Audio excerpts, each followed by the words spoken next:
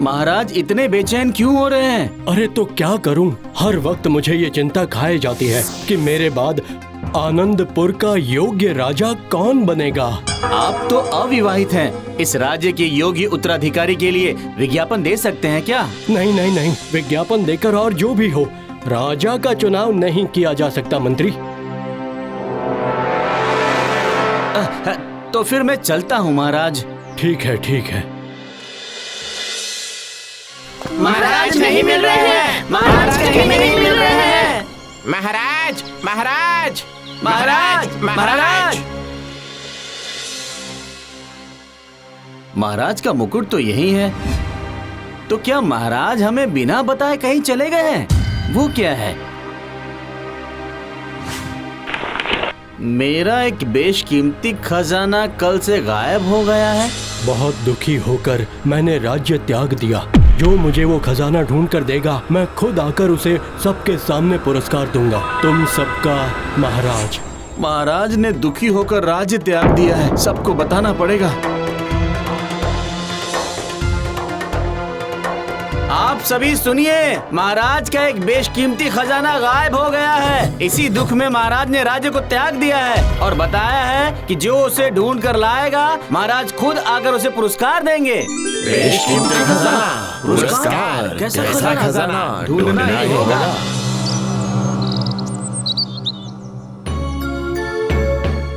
जब वो बेशकीमती खजाना है, तब महाराज ने उसे कमरे में ही रखा होगा। जरूर कहीं रखकर खजाना भूल गए होंगे।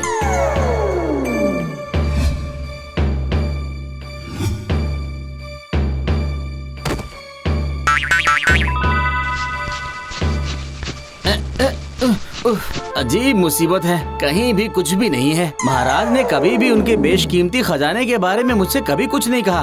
तो मैं क्या ढूंढूं? आखिर कैसे ढूंढूं? मुझे ये राज्य की प्रजाओं को बताना पड़ेगा।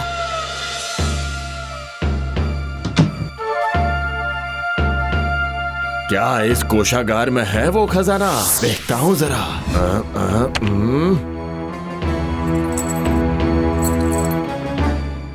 ऐसा तो कुछ भी नहीं मिल रहा है, लेकिन अगर नहीं मिलेगा तो काम नहीं चलेगा। फिर तो महाराज भी वापस नहीं आएंगे। अजीब मुसीबत आन पड़ी है।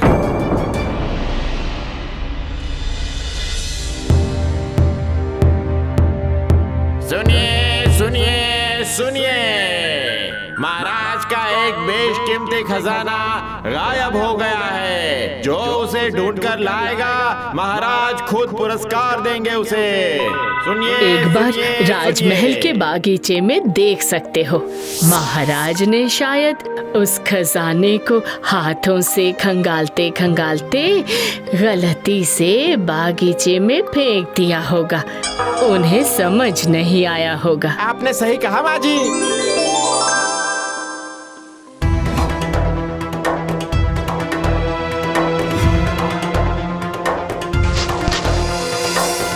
नहीं नहीं नहीं, मिट्टी खोद कर देखना होगा।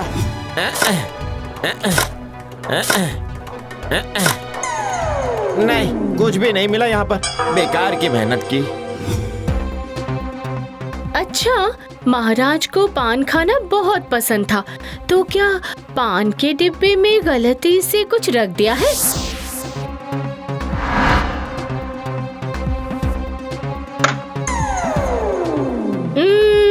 नहीं, कुछ भी नहीं है। पान के सामान के अलावा कुछ भी नहीं है।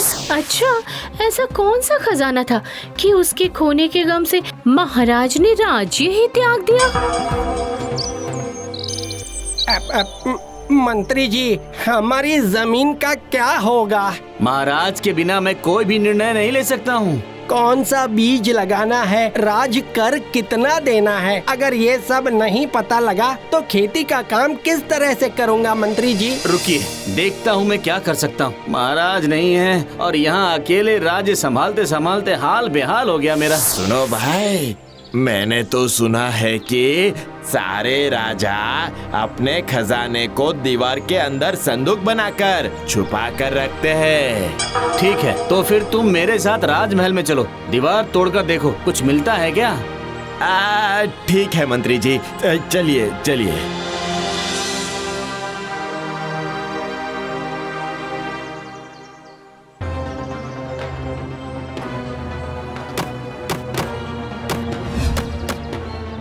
कहीं भी खोखली नहीं लग रही है मंत्री जी, हर जगह बिल्कुल ठोस है। तोड़कर कुछ नहीं मिलेगा? नहीं मंत्री जी, प्रणाम, मैं चलता हूँ। राजमहल के अंदर ही है बेशकीमती खजाना। रहने दे तू, रहने दे। अदरक का व्यापारी होकर जहाज की खबर मत ले। अपने काम में ध्यान लगा बच्चों, अपने काम में ध्यान लगा।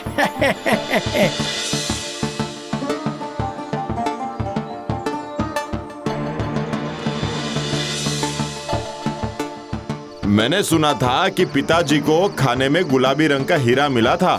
जब ये हीरा राजा का है तो राजा के पास ही रहना चाहिए। अरे उस पहाड़ की चोटी पर तो कभी रोशनी होती नहीं है, कोई बस्ती भी नहीं है वहां पर। तो क्या महाराज उस पहाड़ की चोटी पर बैठकर अपने राज्य की निगरानी कर रहे हैं? पिताजी, आपकी इस तस्वीर के अलावा मेरे पास कुछ भी नहीं है। यही है मेरे जीवन का एकमात्र खजाना। आप जानते हैं, आपके जाने के बाद मैंने खेती का काम सीखा और अब एक किसान हूँ, खदान में काम नहीं करता। पिताजी बताइए ना, महाराज ने वो हीरा कहाँ पर रखा होगा? हाँ बताइए ना। वो हाँ, मिल गया, मिल गया।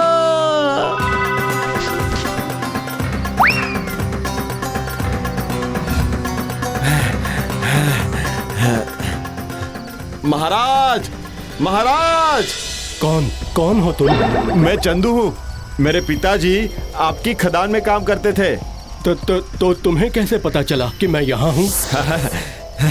इस पहाड़ की चोटी पर तो मैंने कभी रोशनी नहीं देखी, यहाँ कोई बस्ती भी नहीं है। अचानक रोशनी देखकर मुझे ऐसा लगा कि शायद आप यहीं पर हैं। वाह, तुम तो काफी समझदार हो। लेकिन क्यों आए हो तुम यहाँ? आपको वापस ले जाने के लिए आया हूँ महाराज। क्या तुम नहीं जानते कि खोया हुआ खजाना नहीं मिलेगा तो मैं राज्य वापस नहीं लौटूंगा? हाँ, आपकी चिट्ठी के बारे में तो मैंने सुना है। आपका खजाना आपके राजमहल में ही है। आप चलिए मेरे साथ। आखिर वो खजाना क्या है, वो तुम्हें कैसे पता चला? मेरे पिताजी को खदान में एक गुलाबी हीरा मिला था। उन्होंने वो आपको दे दिया था क्योंकि वो राजा की संपत्ति है और गुलाबी हीरा दुनिया में सबसे ज्यादा कीमती है महाराज। बहुत खूब, तुम दूरदर्शी हो। लेकिन वो हीरा राजमहल में ही है, वो तुम्हें कैसे पता चला? मुझे पता है। आप वापस चलिए, आपके सारे सवालों के जवाब राजमहल में ही हैं। वाह, तुम्हारा आत्मविश्वास तो काफी ज्यादा है।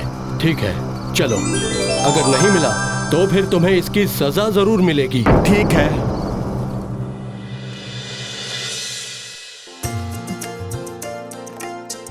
प्रणाम महाराज, प्रणाम।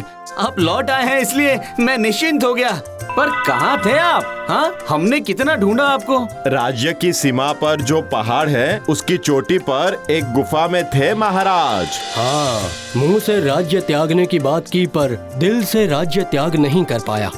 ये जो लड़का है चंदू, ये मुझे ढूंढ कर लाया है। वाह, हम धन्य हो गए ऐसे राजा को पाकर। लेकिन आपका खजाना? मैं लेकर आता हूँ।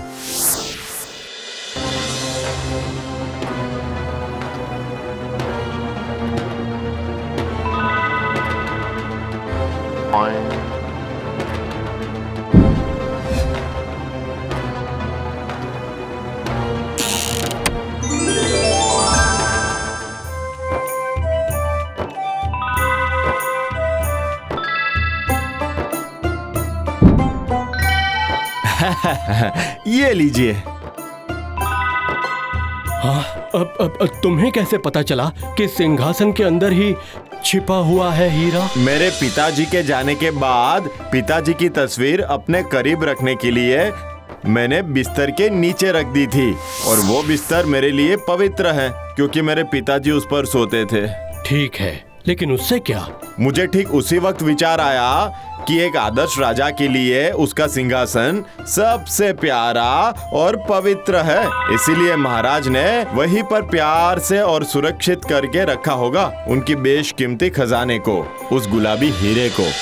वाह वाह वाह वाह, तुम जितने समझदार हो उतने ही अच्छे दूरदर्शी हो और उतने ही वास्तविक हो।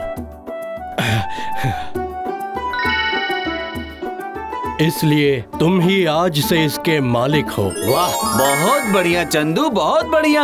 हमने हर जगह ढूंढा, लेकिन हमने एक बार भी सिंहासन के बारे में नहीं सोचा।